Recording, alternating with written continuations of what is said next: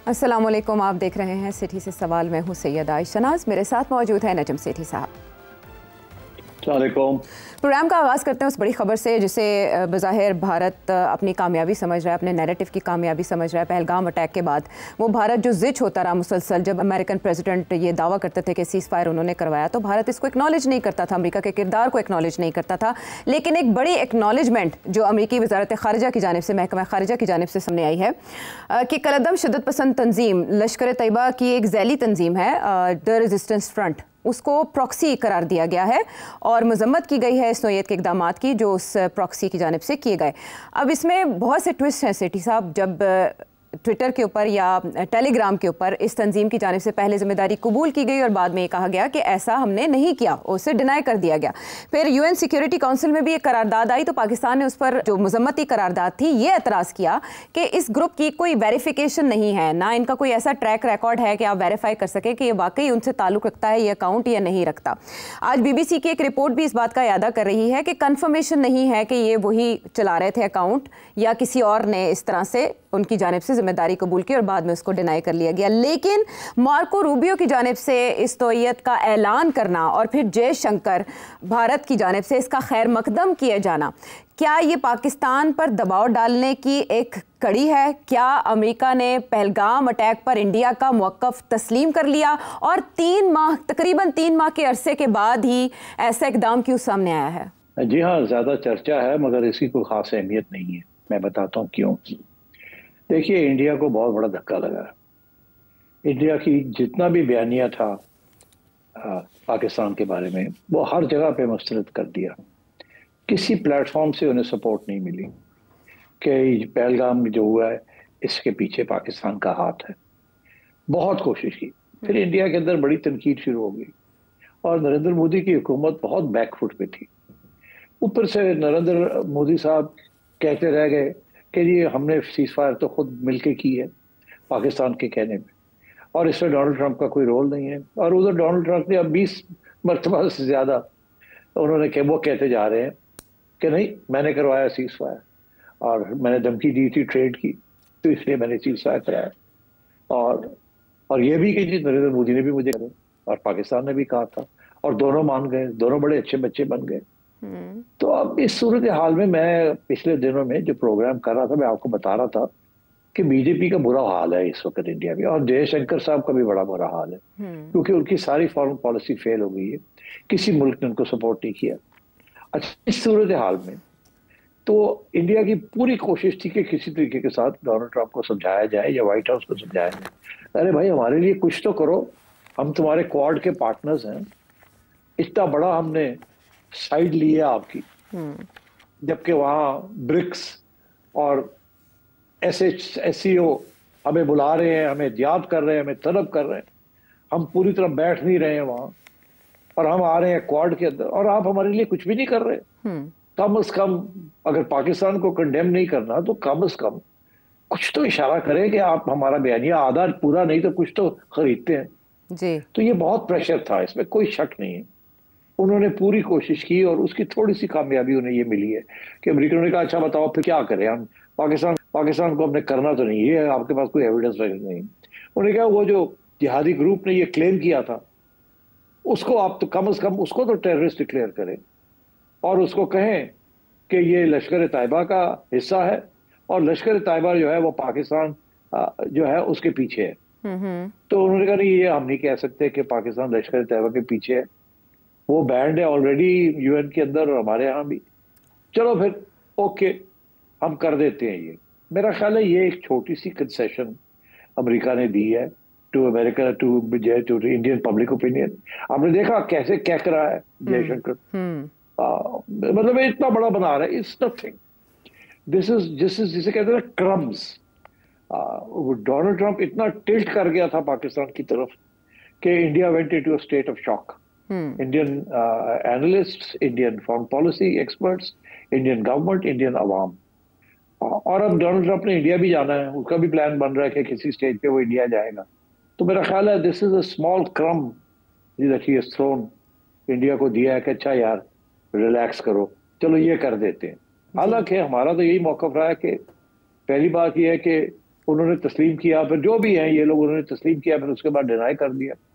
और हम तो काफी अरसे से कुछ लोग कह रहे हैं कि फॉल्स फ्लैग ऑपरेशन था, तो ये भी हो सकता है कि ये भी तंजीम जो इंडिया ने खुद बनाई हो, और पाकिस्तान ने तो बिल्कुल डिनाई कर दिया। अब बात यह है कि अगर तो ये इंडिया ने तंजीम बनाई है तो इंडिया की तंजीम को अमेरिका ने ब्लैकलिस्ट कर दिया, तो चलो, बिकॉज कोई लिंक तो नहीं निकला ना बिटवीन दिस तंजीम एंड लश्कर तैयबा या पाकिस्तान। लश्कर तैयबा ने तो नहीं अनाउंस किया कि ये हमारी तंजीम है, ये तो एक स्पेकुलेशन हो रही है, ये तो इंडिया ये क्लेम कर रहा है। तो अब मेरा ख्याल है इससे ज्यादा इसकी कोई अहमियत नहीं है। It is just a small thing that the Americans have considered to India, उसको चुप कराने के लिए और थोड़ी इज्जत रह जाए उनकी। आई थिंक जयशंकर हिमसेल्फ बहुत परेशान थे कि मेरा क्या होगा, तो अब वो इसीलिए आगे आगे बढ़ के कह रहे हैं देखें हमने मना लिया, हमने मना लिया। तो आई थिंक इससे ज्यादा सिग्निफिकेंस नहीं है। अच्छा, डोनाल्ड ट्रम्प अपनी व्यू चेंज करने के लिए तैयार नहीं है about India, Pakistan and his other foreign policy initiatives. Sir साहब, आपके तजिए से ऐसा लगे अमेरिका की तरफ से दाना डाला गया है भारत को इतना अरसा इग्नोर करने के बाद, उनके रेटरिक को या उनके नैरेटिव को इग्नोर करने के बाद। आपने कहा ये फॉल्स फ्लैग ऑपरेशन, और आप जब जेडी वैंस वहाँ मौजूद थे उनकी जानिब से फ़ौरन पाकिस्तान की मजम्मत नहीं की गई या पाकिस्तान का नाम नहीं लिया गया, इसलिए कि आपने कहा कि एजेंसीज बाखबर रखती हैं अपने हुकाम को। अब जो इतना बड़ा ऐलान मार्को रूबियो कर रहे हैं और वो इसे प्रॉक्सी करार दे रहे हैं लश्कर तैयबा की रेजिस्टेंस फ्रंट को, ये बग़ैर तहकीकात के उन्होंने सिर्फ और सिर्फ इंडिया को दाना डालने के लिए ऐसा कह दिया, तो फिर इस पर पाकिस्तान का मौक़िफ़ क्या होना चाहिए? कुछ भी नहीं, पाकिस्तान तो वही जो पहले था कि हमारा कोई तल्लुक नहीं है, लश्कर तैयबा पाकिस्तान में एग्जिस्ट नहीं करती। उनके लोग जो हैं वो गिरफ्तार हुए हैं अंडर FATF और इंक्लूडिंग हाफिज सईद, और हमारा कोई तल्लुक नहीं है। Lashkar Taiba doesn't exist anymore, banned है, और कोई एविडेंस नहीं है कि इसका तल्लुक लश्कर तैयबा के साथ है। देखिए ये बहुत और प्लेटफॉर्म्स के अंदर भी, ऊपर भी, वहां भी SCO में इंडिया ने बड़ी कोशिश की है कि किसी तरीके के साथ ये लिंक एस्टैब्लिश हो जाए, मगर रशिया ने और चाइना ने रिजेक्ट कर दिया है कि नहीं, कोई लिंक एस्टैब्लिश नहीं हुआ, कोई एविडेंस आपने नहीं दी। तो अब ये अमेरिका ने, मेरा ख्याल है, देखे मैंने again I will repeat myself and then let's move on, because एक क्वाड जो है ना, India is a very major partner in Quad. Quad is against China, सीधी सी बात है जी। और इंडिया अमेरिका को कह रहा है कि ये कह रहा है कि एक तरफ तो हमें कह रहे हैं आप कि हम खड़े हो जाएं आपके साथ अगेंस्ट चाइना, और दूसरी तरफ हम जो है वो ब्रिक्स का भी हिस्सा है, वहाँ रशिया चाइना है, और अब RIC को भी हम एक्टिवेट करने लगे हैं। RIC जो कि रशिया इंडिया चाइना का एक प्लेटफॉर्म है, वो फिर से एक्टिवेट होने लगा है। तो अब आप if you are not going to support us on what matters to us, तो फिर ठीक है, फिर वील हैव टू थिंक कि हम क्वाड में भी रहेंगे या नहीं रहेंगे। तो मेरा ख्याल है बिहाइंड द सीन्स इस किस्म की बातें हो रही हैं। वैसे भी मुझे लगता है ऐसे है कि क्वाड जो है ना वो आगे नहीं बढ़ना, क्वाड जो है ना अंडर डोनाल्ड ट्रंप फर्क ही हो जाएगा। डोनाल्ड ट्रंप की पॉलिसीज बिल्कुल फर्क है। ठीक है, इसीलिए जैसे नेटो हमने देखा उस तरह क्वाड के लिए भी पॉलिसीज फर्क है, और कुछ कुछ आपकी बात यूं भी हकीकत बनते दिखाई दे रही है कि क्वाड का जो समिट इंडिया में होना है उन्हीं डेट्स में प्रेसिडेंट डोनाल्ड ट्रंप का विजिट टू ब्रिटेन तय पा चुका है, उनकी तारीखें भी सामने आ चुकी हैं। लेकिन आपने तस्करा किया तो मैं फिर उसी तरफ चलूंगी। आपने कहा कि ये दोबारा से फॉर्मेट एक्टिवेट होने जा रहा है, तो उससे ज़्यादा मफादात किसके वाबस्ते हैं, रशिया के, चाइना के या इंडिया के? देखिए ये जो RIC जो है जी, ये 1996 में गालबन जी जी क्रिएट की गई थी जी। 1996 में इंडिया बिल्कुल ही नॉन अलाइंड किस्म की सिचुएशन में था। It was not an American ally, in fact बड़े क्लोज तल्लुकात थे विद रशिया। और अभी 2020 में जो वाकया हुआ है, वो एक दफा जो जंग हुई है वो अभी हुई नहीं थी, और चाइना के साथ भी तल्लुकात बढ़ रहे थे और तजारत बढ़ रही थी। तो उस वक्त ये RIC बनी। फिर RIC की कुछ 3-4 साल तो मीटिंग्स नहीं हुई, बिकॉज वो कश्मीर वाला इशू शुरू हो गया and so on and so fourth. मगर 2020 के बाद कोविड आ गया और उसके बाद भी कोई खास मीटिंग्स नहीं हुई, मगर 2000 से लेके 2020 तक कोई 20 एक मीटिंग्स होती रही हैं आहिस्ता, ऑन बेसिकली ट्रेड और इस किस्म के इश्यूज के ऊपर, कोई स्ट्रेटेजिक इश्यूज के ऊपर ज्यादा बात नहीं होती थी। ये रूस और चाइना ने इसको इसलिए बनाया था और इंडिया को इसके अंदर लेके आए थे ताकि इंडिया को अमेरिका की तरफ जाने से रोका जाए, उसको करीब रखा जाए अपने। उस वक्त SCO नहीं बनी थी जब ये बना था, तो और SCO जब बनी तो उसमें भी आपको याद होगा कि ओरिजिनली रशिया, चाइना और सेंट्रल एशियन स्टेट्स थी, उससे कोई इंडिया नहीं था। वो तो बाद में फिर इंडिया भी आ गया और अब पाकिस्तान भी आ गया है और लोग भी आ गए हैं, मगर ओरिजिनली एससीओ में भी देयर वाज नो इंडिया। तो ये एक ही प्लेटफॉर्म था जहां रूस और चाइना इंडिया को अपने करीब रखना चाहते थे, और इंडिया के भी सारे हथियार वगैरह जो थे आ रहे थे फ्रॉम रशिया, बड़ी डिपेंडेंसी थी। तो आई थिंक अब RIC अब जो एक्टिवेट हो रही है उसमें बड़ी इंटरेस्टिंग डेवलपमेंट ये है कि रशिया चाइना बहुत कीन है, वो चाहते हैं कि जल्दी जल्दी इंडिया को इसको रीएक्टिवेट किया जाए, मगर इंडिया क्योंकि क्वाड में है अभी तक, और ब्रिक्स में भी है, और SCO में भी है, अब इंडिया को ये फिक्र पड़ी हुई है कि ये ना हो कि हम अब RIC में चले जाएं और America gets very angry with us और कहे कि ये तो बिल्कुल ही हमें छोड़ के सारे रशिया और चाइना ग्रुप्स में जा रहे हैं। बिकॉज देखिए ब्रिक्स में भी शुरू में तो इट वाज ब्राजील, रशिया जी, इंडिया, चाइना और चाइना, 4 थे, फिर साउथ अफ्रीका बाद में आया जी। अब ब्रिक्स भी इनलार्ज हो गई है, ठीक है ना। तो अब ये सारे ग्रुप्स जो बन रहे हैं they are becoming part of the global south. अच्छा, इंडिया इस स्टेज पे मूव कर रहा है to the global north with Quad, अच्छा, and Narendra Modi alliance with America जी। तो आई थिंक इस किस्म की सिचुएशन है, आपको बहुत मुश्किल हालात पे फाइट करता है। अभी एक बड़ी इंटरेस्टिंग कमेंट्री है, अगर लोग इसके ऊपर और तवज्जो देना चाहे कि इंडिया के हालात क्या हैं, मैंने इस पर तबसरा किया है, मगर अभी हाल ही में एक और तबसरा मैंने सुना है जो कि बिल्कुल जो बातें मैं कर रहा था वही बातें वो भी कर रहे हैं, और वो ज्यादा डिटेल में बात कर रहे हैं। अपना सौनी साहब, वो उनका भी एक आया वीडियो, और वो उसके ऊपर भी बता रहे हैं कि इंडिया की जो फॉरेन पॉलिसी है बिल्कुल इस वक्त स्क्रूड है, और उसको समझ नहीं आ रही इंडिया को कि जाना इधर है या उधर जाना, एंड सो ऑन। तो ये that is what the relevance of RIC is. इसलिए चाइना और रशिया बहुत कीन है कि इंडिया वापस आए और इसको एक्टिवेट किया जाए। मीनवाइल जो हम इंडियन हुकाम के विजिट देख रहे हैं चाइना के तवातर से, फिर ब्रिक्स की साइडलाइन पे प्रेसिडेंट शी से मुलाकात भी हुई नरेंद्र मोदी जी की, फिर हमने अजीत डोवल साहब का विजिट देखा, राजनाथ का देखा, अभी हाल ही में जयशंकर भी मुलाकात करके आए हैं वहाँ अपने हम मनसब के साथ, और उन्होंने इस बात की ज़रूरत पर जोर दिया है कि जो चाइना के साथ हमारे मामलात हैं या तनाज़ात हैं उन्हें वंस फॉर ऑल सॉल्व हो जाना चाहिए। इस इंटेंशन के साथ वो बातचीत कर रहे हैं। तो वाकई इंडिया संजीदा दिखाई दे रहा है कि चाइना के साथ मामलात रिजॉल्व हो जाएं, या फिलहाल वो प्रेशर नहीं चाहता चाइना की तरफ से किसी किस्म का? वो प्रेशर नहीं चाहता चाइना की तरफ से। इंडिया के जो मामलात हैं विद चाइना वेरी सीरियस। देखिए ये काफी ठीक ठाक 1962 में जंग हुई थी, नेहरू के जमाना था। उसके बाद 2020 के बाद ये जो अपर नॉर्थ वहां जो लड़ाई हुई है इट वाज क्वाइट सीरियस जी। और अब जो चाइना ने रिसेंटली इंडिया की एक प्रोविंस से ऊपर वाली जो प्रोविंस है अरुणाचल प्रदेश, उसका हिस्सा जो है वो कहते हैं ये तो चाइना का, वो कहते हैं इंडिया का है ही नहीं। ऊपर से चाइना धमकी दे रहा है उनको कि अगर पाकिस्तान का पानी आपने रोका तो हम भी आपका पानी रोक सकते हैं जी। मतलब ये तरीके होते हैं ना बताने के। तो India has a lot of problems with China, और चाइना बड़ी क्लियर है कि चाइना, रशिया और ये साउथ के हिस्सा बन गए हैं, और देयर इज एन अटेम्प्ट कि जी हम एक ऐसा ब्लॉक बनाए जो कि वेस्टर्न ब्लॉक को साइडलाइन करे जी। और वो ऐसे as I explained in an earlier programme, indivisible security और वेलबीइंग, बिल्कुल एजेंडे बिल्कुल फर्क है नॉर्थ और साउथ के। तो I think India is in a difficult situation, और वो उसको समझ नहीं आ रही कि अमेरिका और चाइना को बैलेंस कैसे करना है। और बाय द वे मैं ये फिर से कहूंगा कि हमारे लिए भी ये प्रॉब्लम है कि हम हमेशा अमेरिका का हिस्सा तजारत करते हैं और उधर चाइना से हथियार लेते हैं और लोन्स लेते हैं, तो इसलिए हमारे लिए भी बैलेंसिंग एक्ट है।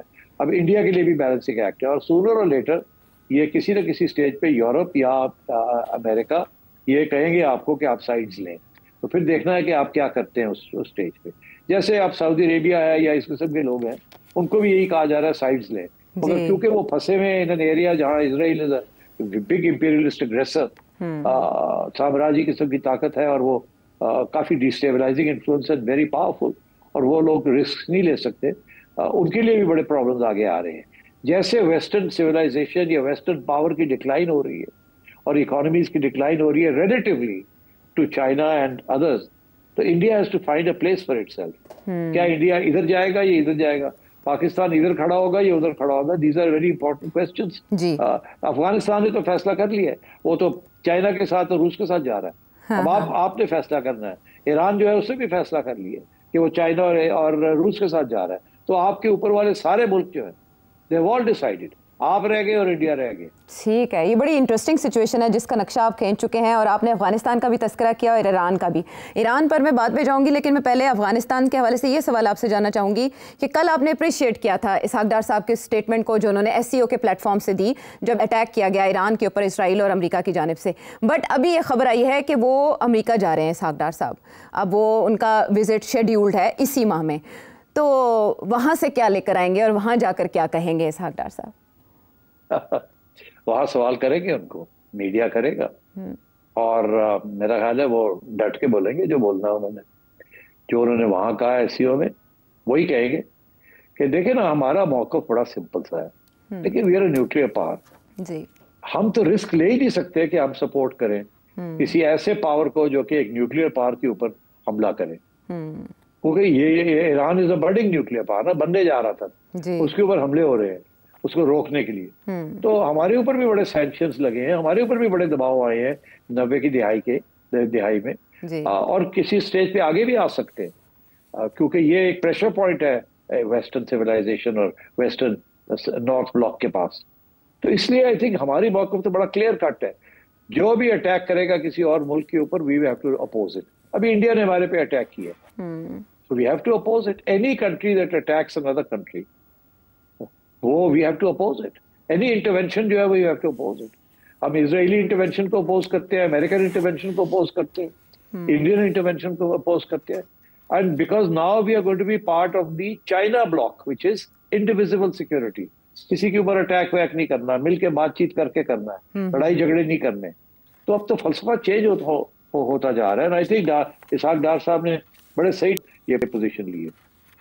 अच्छा, जो पोजीशन पाकिस्तानी वज़ारत ख़ारजा ने ली है, महकमा ख़ारजा के तर्जुमान ने ली है अबाउट अमेरिका का जो एक स्टेटमेंट सामने आया है कि पाकिस्तान में ईरानी सफ़ीर मोस्ट वांटेड शख्सियत हैं अमेरिका के लिए, लेकिन पाकिस्तान ने उन्हें इंतहाई काबिल एहतराम शख्सियत करार दे दिया है और उनके ऊपर जो एतराज़ात आयद किए हैं उन्हें रिजेक्ट कर दिया है। सेठ साहब, ये क्या मामला है? इस मरहले पे आकर ईरानी सफ़ीर को मोस्ट वांटेड करार देना, ये कैसी चाल है?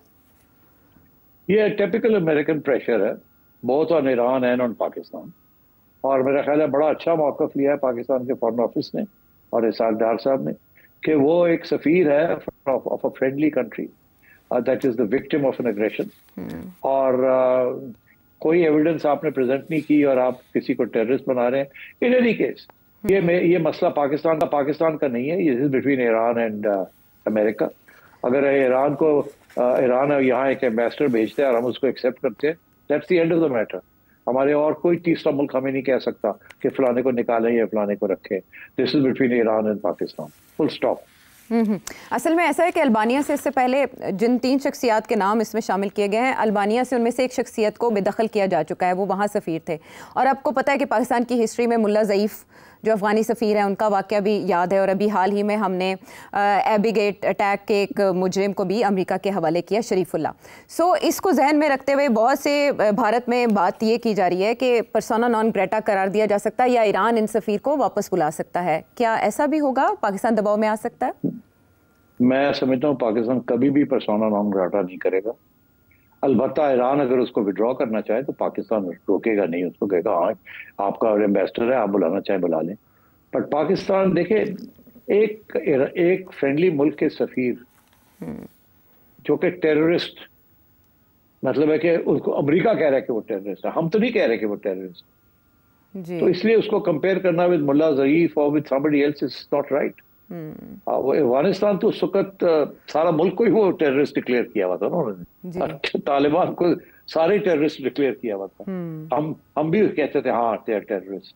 तो इसलिए I think you can't compare that with that. बाकी जो लोग यहाँ पाकिस्तानी थे या कोई बाहर मुल्क से आए हुए थे यहाँ इनकलाब करने के लिए, जैसे उसामा बिन लादेन आए हुए थे वगैरह वगैरह, तो we have no issues with that.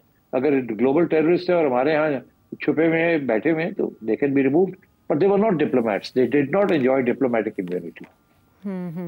ठीक है। इस सिलसिले में हमने मौक़िफ़ देख लिया पाकिस्तानी वज़ारत ख़ारिजा का, और उनकी जानिब से कहा गया है कि काबिल एहतराम शख्सियत सफ़ीर पाकिस्तान में मौजूद, इस पर क्या पेशरफ्त हो सकती है। सेठी साहब का एनालिसिस आपने जाना।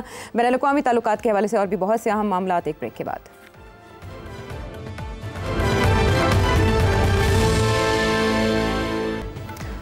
Welcome back to the show. और अब मशरिक़ वस्ता की सूरत हाल, जिसमें इसराइल की कार्रवाइयाँ इंतहाई अहमियत की हामिल हो चुकी हैं। इससे पहले तेहरान को बेलाग निशाना बनाया गया इसराइली फोर्सेस की जानिब से, और अब दमिश्क यानी शाम में अटैक किया गया इसराइल की जानिब से, और इसके लिए बहाना दुरूस कम्युनिटी को बनाया गया है। इसके अलावा तुर्की की जानिब से भी इंतबाह किया गया है इसराइली कार्रवाइयों के बाद। पाकिस्तान ने भी इस हमले की मजम्मत की है।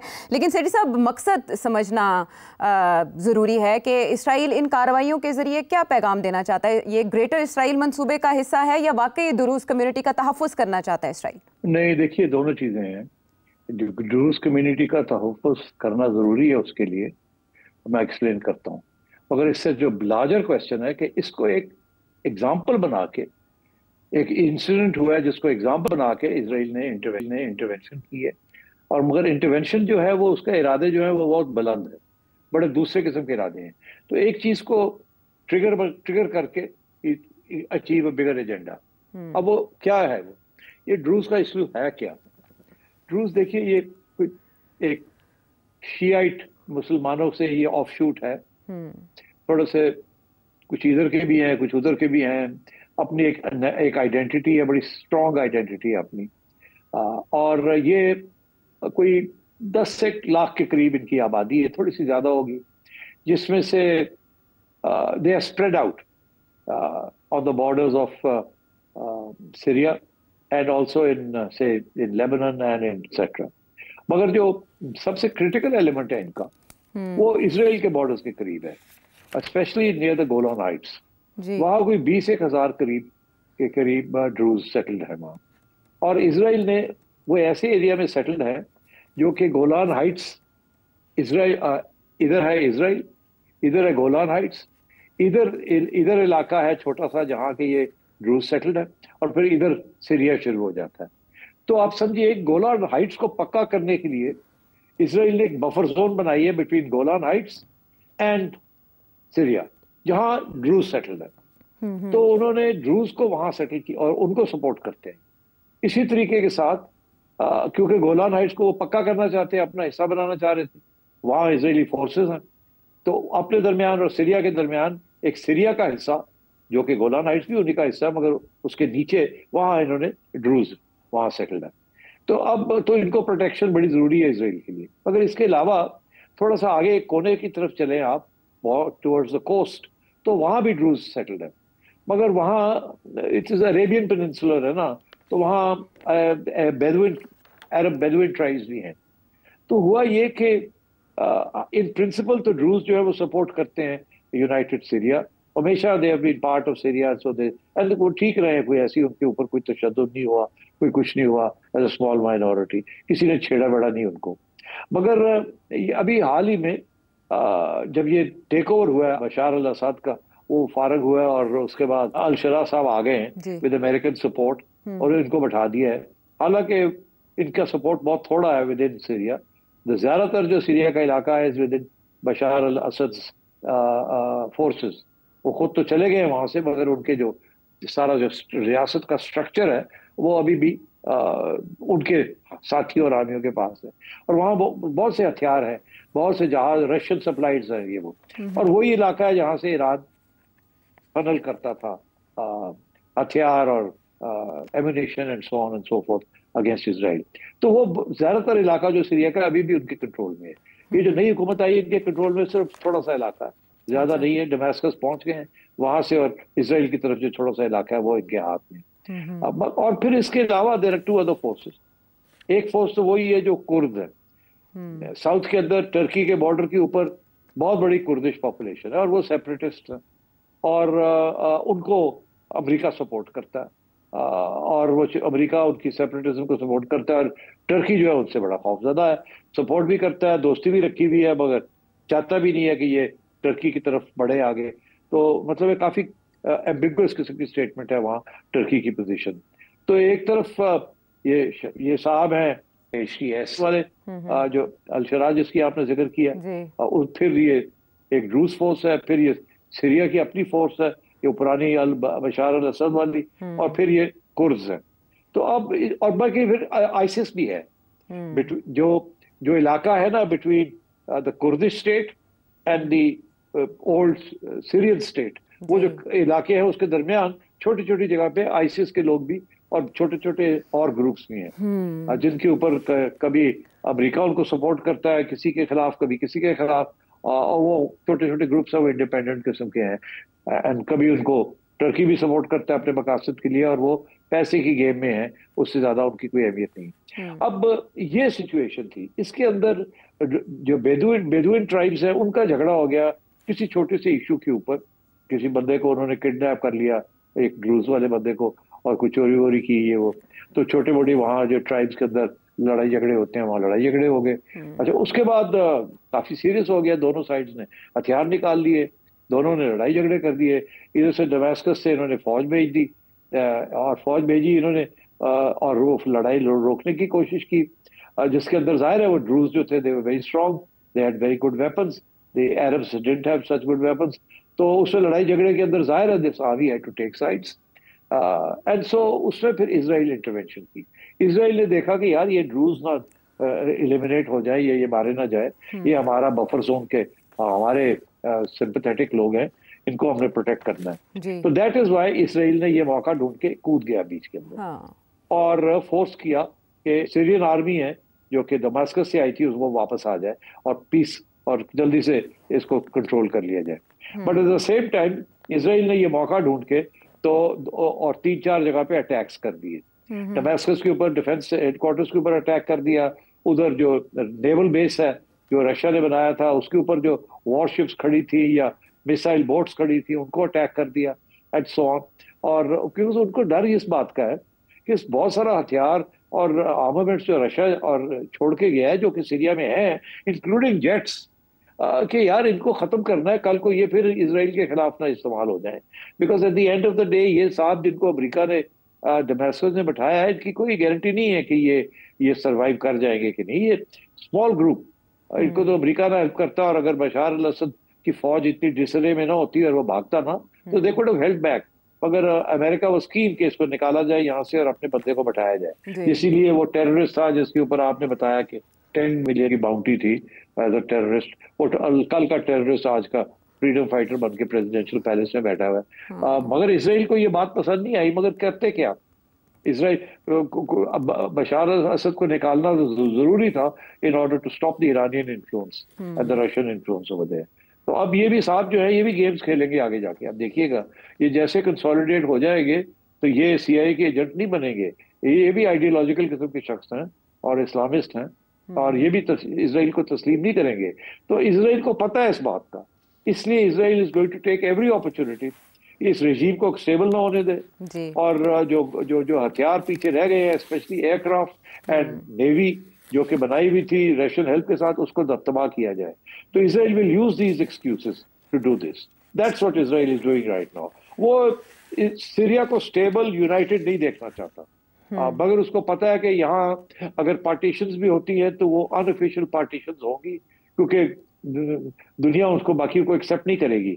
अब कुर्दिस्तान को बाकियों ने तो एक्सेप्ट कर लेंगे, मगर बेशतर लोग नहीं एक्सेप्ट करेंगे। इसी तरीके के साथ ड्रूज को नहीं एक्सेप्ट करेंगे as a separate state and so on. तो मैं समझता हूँ कि सीरिया इसी किस्म के केओस में रहेगा, वहाँ कोई स्ट्रॉन्ग गवर्नमेंट नहीं आएगी, ना आने देंगे। वो तो चाहेंगे कि ये क्राइसिस में ही रहे, जैसे इराक के अंदर उन्होंने एक क्राइसिस में क्रिएट किया, तोड़ा मारा पीटा और सेक्टेरियनिज्म की वगैरह, यहाँ भी उनकी यही और जैसे लिबिया में हुआ किसी तरीके से किया जाए। ये लिबिया वाली सिचुएशन का एक्शन रिप्ले है, ये इनका एजेंडा यही है कि एक स्टेबिलिटी नहीं आने देनी, स्ट्रेंथन नहीं होने देना किसी को, यहाँ मार कुटाई होती रहे, एक दूसरे को मारते रहे, कभी हमारे साथ लगे, कभी इसको हम दें, कभी उसको दें, और यही सिलसिला चले। ठीक है, ये है एनालिसिस सीरिया की सिचुएशन। इसराइल के अहदाफ क्या हैं इस अटैक में, क्या मख्फी अज़ाइम है, उसके बारे में आपने जाना। ब्रेक के बाद आते हैं वापस।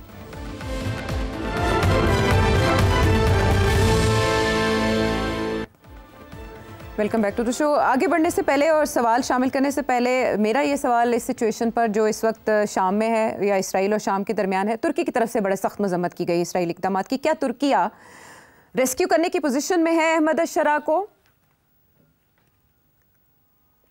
Not at all. देखिए, कंडेम करना तो होता है, वो तो पार्ट ऑफ द पॉलिटिक्स है। बिकॉज तुर्की को पता है कि ये गेम क्या हो रही है। उसे सबसे ज़्यादा डर यही है कि ये जो कुर्द हैं इनको ना अमेरिका और इसराइल हवा दे और ये तुर्की के लेना पड़ जाए, क्योंकि बहुत बड़े इंटरेस्ट हैं तुर्की के। सो इसलिए I think he has to be very careful of this great game that is being played there. लेकिन डायरेक्ट जंग छिड़ने के इम्कानात नहीं है आपके मुताबिक इसराइल और तुर्किया के दरमियान? ठीक है, आगे बढ़ते हैं। बड़ा इंटरेस्टिंग क्वेश्चन गिलगित से है, मेराज आलम साहब। टिम मार्शल अपनी बुक प्रिजनर्स ऑफ ज्योग्राफी में कहते हैं कि Pakistan has no national identity because there is no true political representation in Pakistan. तो वाकई में आजकल देखा जाए तो पाकिस्तान में प्रोविंशियल एक्सट्रीमिज्म अपने हाइक पर है। लोग पंजाबी होने पे, पश्तून होने पे, बलोच होने पे, सिंधी होने पे, गिलगिती होने पे, कश्मीरी होने पे ज़्यादा प्राउड फील करते हैं। तो आपको क्या लगता है ये जो लोगों में एक डिस्पैरिटी आ चुकी है, ये भी एक परसिस्टेंट डेमोक्रेटिक फेलियर की वजह से आ चुकी है, या फिर आगे भी यही फेलियर जारी रहेगा या डेमोक्रेसी प्रिवेल कर जाएगी? देखिए, ये बहुत अहम सवाल है सियासी आइडेंटिटी का, नेशनल आइडेंटिटी का, सिंगुलर आइडेंटिटी का, प्लूरल आइडेंटिटी का। जब से नेशन स्टेट बनी है ना, उससे स्टेट की जो आइडेंटिटी होती है वो स्टेट का नाम होता है। Indian identity, Pakistani identity, Saudi identity, Jordanian identity. मजहब के ऊपर आइडेंटिटी नहीं होती, रियासत की। हाँ, अगर इनकलाब आया हो तो इस्लामिक रिपब्लिक ऑफ ईरान, मगर आइडेंटिटी अभी भी ईरानियन है, इस्लाम नहीं आइडेंटिटी। हमारे यहाँ क्या हुआ? हमारे यहाँ ये हुआ कि हमें पहले दिन से ये सिखाया गया कि ये इस्लाम के नाम के ऊपर पाकिस्तान बना है। अच्छा, अब इसमें काफी सोच समझ के बात करनी पड़ती है, आजकल लोग बड़े सेंसिटिव हैं। दो बातें, मुसलमानों के लिए बना गया या इस्लाम के लिए बना गया, दोनों फर्क चीजें। मैं एक्सप्लेन करता हूं। मुसलमान हिंदुस्तान के अंदर तकलीफ में थे, उनके मजहब के ऊपर किसी ने अटैक नहीं किया था, किसी ने उनको रोका नहीं था अपने मजहब प्रैक्टिस करने। मजहब किसी सूरत में भी वहां खतरे में नहीं था। वहां उनकी इकोनॉमिक कंडीशंस खतरे में थी, उनकी सियासी कंडीशंस खतरे में थी एज अ माइनॉरिटी कम्युनिटी। तो इसलिए फिर एक डिमांड आया कि हम they should be A separate homeland, जहां हमें अपनी हकीकत और हकीकी राइट्स जो है वो मिल जाए, और हमें सेकंड क्लास सिटीजन्स ना बनाया जाए, हमें डिप्राइव ना किया जाए वह political, economic and cultural identity rights. तो हमें यहाँ कहा गया कि नहीं, हम मुसलमान पहले हैं और पाकिस्तानी बाद में। हालांकि ये दुनिया में कहीं नहीं हुआ सिवाय इजराइल के अंदर कि हम जूस पहले हैं और फिर हम इजराइलीज हैं। अच्छा, अब सिचुएशन ये है कि पाकिस्तान में जब मैं स्कूल में था, कॉलेज में था, तो मुझे कोई पूछता था कि तुम कौन हो, तो मैं कहता था मैं पाकिस्तानी हूं। ये मेरा ग्रीन पासपोर्ट जो था ना, ये मेरी आइडेंटिटी थी। जैसे इंडिया में आप चले जाएं, मुंबई चले जाएं, तो पूछें आप कौन है, वो कहेंगे हम इंडियन है, ये नहीं कहेंगे महाराष्ट्रन है। आप चले जाएं कलकत्ते, वो पूछेंगे, आप पूछे उनसे आप कौन है, वो कहेंगे हम इंडियन है, बंगाली भी हैं, मगर हम हैं इंडियन। तो नेशनल आइडेंटिटी जो है वो रियासत की आइडेंटिटी होती है। पाकिस्तानी होना चाहिए हमें बिफोर एनीथिंग एल्स। हमारा मसला ये हुआ कि 60 की दिहाई तक तो ऐसे ही था, 70 की दिहाई तक भी ऐसे ही था, 80 की दिहाई के अंदर हमें अपने सर पे खड़ा कर दिया गया। जनरल जियाउल हक साहब आ गए और उन्होंने आके ये कहा कि नहीं, हमारी प्राइमरी आइडेंटिटी जो है वो इस्लाम है। उन्होंने इस्लाम को स्टेट रिलीजन बना की कोशिश की कि सबके ऊपर इस्लामिक आइडेंटिटी क्रिएट की जाए। अच्छा, अब ऑलरेडी यहाँ आइडेंटिटीज डेवलप हो चुकी थी, जैसे आप कहते हैं सेकेंडरी आइडेंटिटीज, जिसकी बेसिस के ऊपर एक नेशनल आइडेंटिटी बनी थी। बलूचिस्तान, सिंध, पंजाब, केपी, गिलगित वगैरह, we were Pakistanis first and then हमारी अपनी प्रोविंशियल आइडेंटिटीज थी या लैंग्वेज आइडेंटिटीज थी। We were a federal state. मगर जैसे ही ये फेडरलिज्म हमारी गड़बड़ होनी शुरू हो गई, बिकॉज इकोनॉमिकली हम एक दूसरे को एक्सप्लॉइट करना शुरू कर दिया, स्पेशली बंगालीज को इन ईस्ट पाकिस्तान, तो वो अलग हो गए। बिकॉज हमने जबरदस्ती कोशिश की कि जो अपनी जो मदर टंग थी और जो हमारी बेसिक आइडेंटिटीज थी उनको हमने कोशिश की दबाने की। अगर ना दबाते तो मसला ना बनता, आप बंगाली भी रहते और पाकिस्तानी भी रहते, मगर आपने कहा नहीं, आपने वन यूनिट पहले क्रिएट कर दिया, सबको इकट्ठा कर दिया, हालांकि वो अंडर अयूब खान, वो आइन, पुरानी आइन के अंदर भी नहीं था ऐसे, सब अलग अलग यूनिट्स थे। तो यही दिस इज व्हाट हैपेंस। अगर आप जबरदस्ती करें ना किसी की कोशिश तो काम खराब हो जाता है। तो आपने जबरदस्ती डंडा मार के सेंट्रलाइज करके सारा कुछ, आपने कहा नहीं ये आप पाकिस्तानी हैं और उर्दू ही उर्दू है, हम उर्दू ही पढ़ाएंगे, उर्दू ही सीखेंगे। तो अब असला मसला यही बना कि हमने अपनी आइडेंटिटी को कंफ्यूज कर दिया। उसके बाद ये सब नेशनलिस्ट मूवमेंट्स जो है ज्यादा है, इनको जाहिर है जब आप जबरदस्ती करेंगे किसी चीज को तो यही होगा। आपने पंजाब के अंदर पंजाबी जुबान को अहमियत नहीं दी, आपने पंजाबियों को ये कहा कि आप छोड़ दें अपनी जुबान, वो तो सिखों की जुबान है, वो खत्म हो गया पंजाब, अब आप उर्दू बोलेंगे, ये हमारी जुबान है, हमारी नेशनल जुबान है। मगर देखिए ना सिंधियों ने तो नहीं मानी ना बात आपकी, बलोचों ने तो नहीं मानी ना बात आपकी, पश्तून ने तो आपकी बात नहीं मानी ना। उन्होंने कहा हम उर्दू सीख जाएंगे, नो प्रॉब्लम, वो हमारी नेशनल लैंग्वेज है, मगर हम अपनी जुबान भी सिखाएंगे अपने लोगों को और पढ़ाएंगे अपने स्कूलों में। ये पंजाब ही था जिसने पंजाबी अपने स्कूलों में पढ़ानी बंद कर दी। क्यों? क्योंकि हमारी जो रियासत है ना, उसके जो इदारे हैं वो 70% जो है दे कम फ्रॉम पंजाब। और वो था, वो ब्यूरोक्रेसी हो या मिलिट्री हो, सिविल मिलिट्री ब्यूरोक्रेसी, उनका ये ख्याल था कि एक ही आइडेंटिटी करने के साथ ही ये कौम इकट्ठी रह सकती है और डंडे के जोर के ऊपर ये किया जाए, रियासत को कानून के मुताबिक किया जाए, हकीकत के मुताबिक ना किया जाए। और इसलिए हमारे यहाँ ये मुख्तलिफ किस्म की आइडेंटिटीज जो हैं उनको दबाने की कोशिश की। अब आप सड़क पे निकल जाएं और आप पूछे किसी को, पंजाब में पूछ लें, आप लाहौर शहर में पूछ लें कि भाई आप कौन हैं, तो कोई आपको कहेगा कि मैं पाकिस्तानी हूँ, शुक्र है, कोई कहेगा मैं पंजाबी हूँ, कोई कहेगा मैं तो कराची से आया हूँ, मैं तो महाजर हूँ, कोई कहेगा मैं बलूचिस्तान से आया हूँ, मैं बलोच हूँ। ठीक, आप समझे मेरी बात? तो बात ये है कि ये, और अगर आप वहां चले जाएंगे तो वहां जैसे ये सवाल का बात आई, कोई आपको आजकल, पुराने जमाने में तो जब आप कराची भी जाते थे या सिंध में जाते थे तो पूछते थे कौन है, तो कहते थे पाकिस्तान है ना, हम पाकिस्तानी है। मगर अब वो सूरत हाल दिन ब दिन खराब होती जा रही है। अब वो पहले अपने आप को सिंधी सोचते हैं, बलोच सोचते हैं, पश्तून सोचते हैं, और दिन ब दिन ये काम खराब हो रहा है। अब ऊपर से फिर डंडा आ रहा है। ठीक, अब हमारी जो रियासत के इदारे हैं दे यूनिफाइड, वो समझते हैं कि बाकी सारे पाकिस्तान को भी हम इस डिसिप्लिन के ऊपर ही हम क्रिएट कर सकते हैं, मगर वो सिविलियन डिसिप्लिन नहीं होता। ये पुराने कल्चर्स हैं, ये पुरानी जुबानें हैं, ये कल्चर्स हैं, ये तारीखें हैं, आप इनको डंडे के जोर के ऊपर नहीं बना सकते कुछ। तो फेडरल गवर्नमेंट का तो मतलब ही होता है कि सारे अपने अपनी हकीकत, अपनी अपनी आइडेंटिटी रखे, मगर एक नेशनल आइडेंटिटी बनती है उसके ऊपर। मगर यहाँ अनफॉर्चुनेटली हर स्टेज के ऊपर उसको धक्का लगा, इसलिए देयर इज कंफ्यूजन कि जी आपकी आइडेंटिटी है क्या। ठीक है मेराज आलम साहब, आपको अपने सवाल का मुफस्सल जवाब मिल गया, लेकिन एक बहुत अच्छा सैम भी आप इदारों को मिल चुका है।